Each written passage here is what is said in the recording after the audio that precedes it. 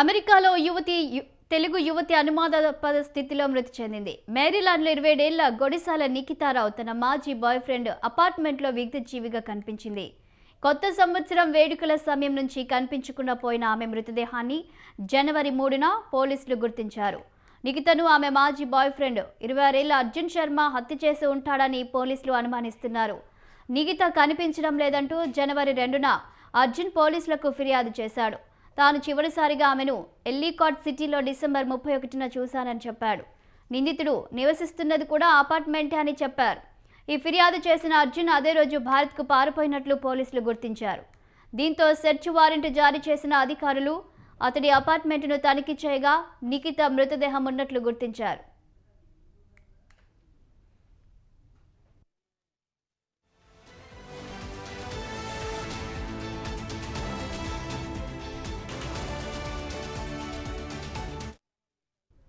ఆమె శరీరంపై గాయాలున్నాయి. డిసెంబర్ 31నే ఆమెను అర్జున్ హత్య చేసి ఉంటాడని పోలీసులు అనుమానిస్తున్నారు.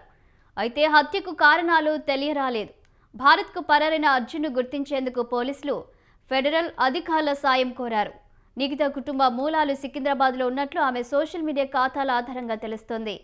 నిఖిత మృతిపై అమెరికాలోని భారత ఎంబసీ స్పందించింది. ఈ క్లిష్ట పరిస్థితుల్లో ఆమె కుటుంబానికి అన్ని విధాలా అండగా ఉంటామని పేర్కొంది. కేసు దర్యాప్తునకు సంబంధించి స్థానిక అధికారులతో నిరంతరం సంప్రదింపులు జరుపుతున్నట్లు తెలిపింది.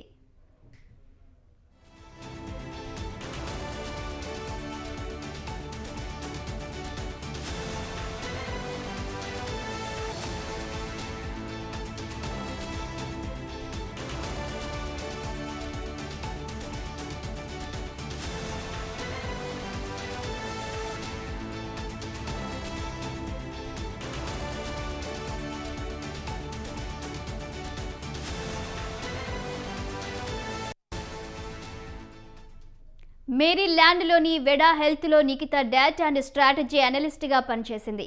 గతేడాది ఫిబ్రవరిలో ఈ కంపెనీలో చేరిన ఆమె ఉత్తమ పనితీరుకు గాను ఆల్ ఇన్ అవార్డు అందుకుంది. జేఎన్టీలో నిఖిత ఫార్మసీ చదువుకుంది. భారత్లో 3 ఏళ్ల పాటు ఓ ప్రముఖ ఆసుపత్రిలో పనిచేసినట్లు ఆమె లింక్డ్ఇన్ ఖాతాలో తెలిసింది. అనంతరం మాస్టర్స్ చదువుకునేందుకు అమెరికాకు వెళ్ళింది.